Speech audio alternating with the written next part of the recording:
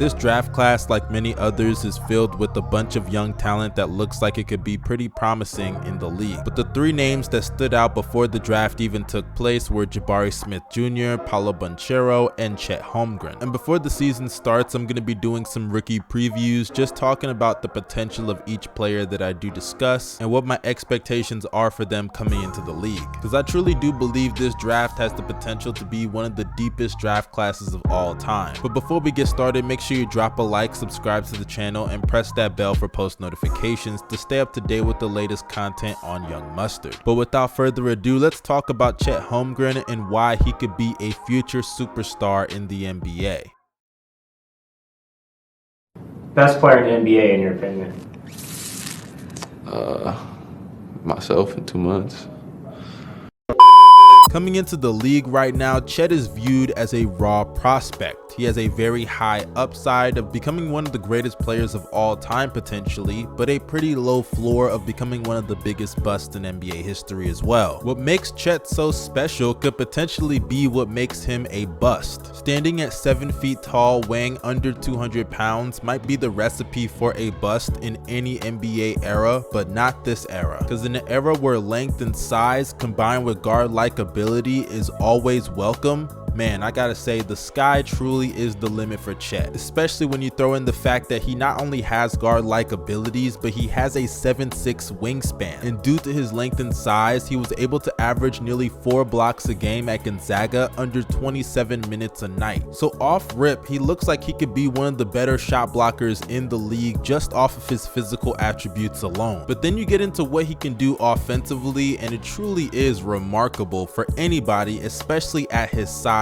and position. As I mentioned earlier, the man is a 7-footer with a 7'6" wingspan, and on top of that, he is also a really good shooter. On over 3 attempts a game, Chet shot 39% from 3 at Gonzaga, and in conference games, it actually went up to 50% from 3. On top of his shooting, Chet is also a really solid ball handler for his size and position. He really is a walking mismatch for a lot of bigs that can't switch, because if you camp out in the paint, he can literally just torch you from 3 with his shooting, and if you come up on him and try to play him off the 3-point line, he can beat you off the dribble. And on top of his scoring capabilities, I actually think he's a really solid passer as well. He has a pretty high IQ and can find guys on the perimeter whenever the paint collapses. He's a good short roll passer, which is going to be very essential on this Thunder team, and if his scoring immediately translates into the NBA at a very high level for a rookie, then I expect him to be one of the better playmakers at his position, because the ability is there. It's just the respect from the defense that I think he needs to earn gradually in order for him to use it. Now, I do realize that his offensive game is going to take a lot more work than I think even his defensive game is going to translate into the league, but the base foundation for him to become one of the better scorers in the NBA and an elite offensive player, it is right there. All he needs to do is get experience and mold it into something great. Now, I do praise his potential and what he's shown so far in the NBA with the Summer League and also in college, knowing that he does have a lot of weaknesses and flaws that can be exploited on the NBA level. For starters, let's just get it out the way,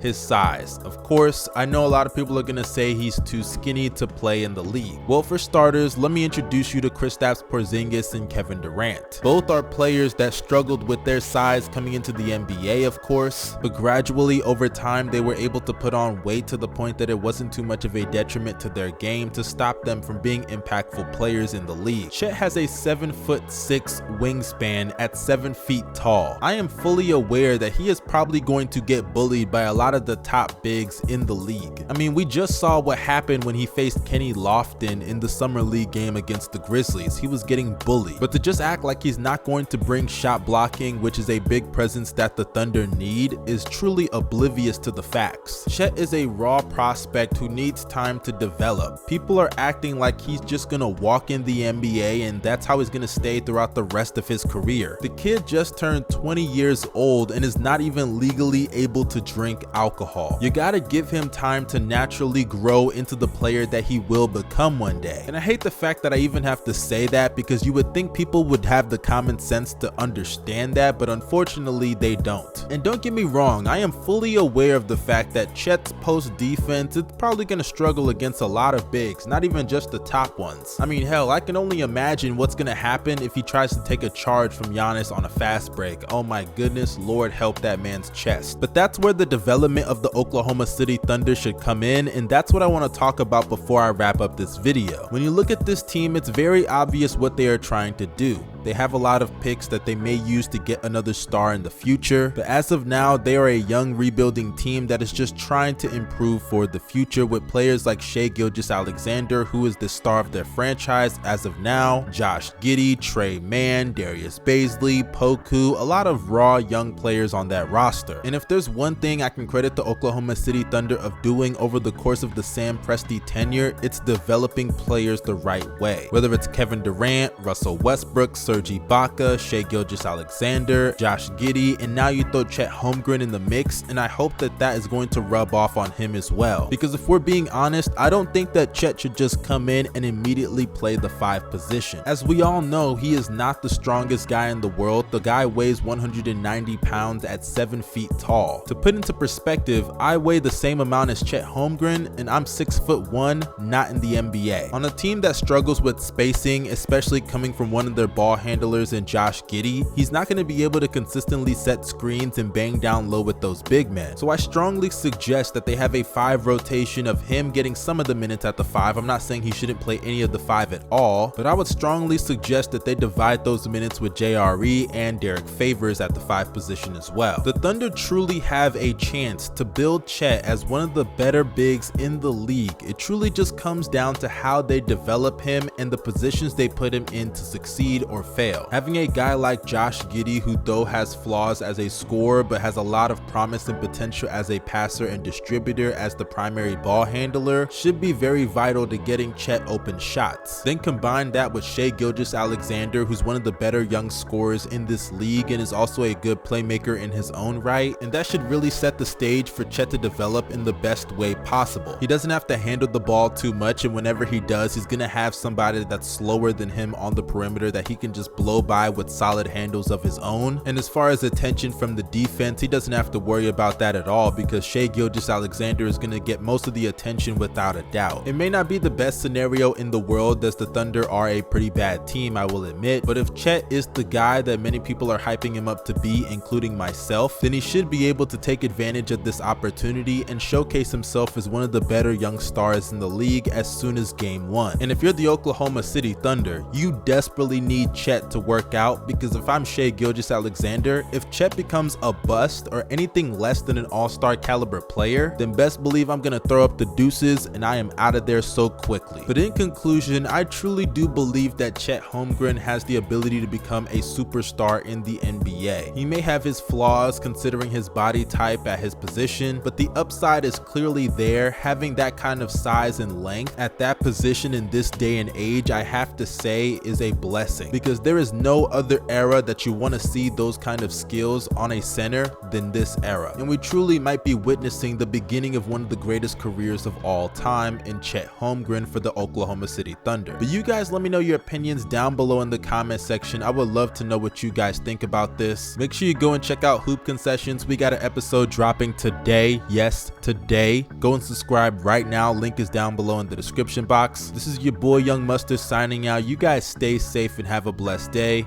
Peace.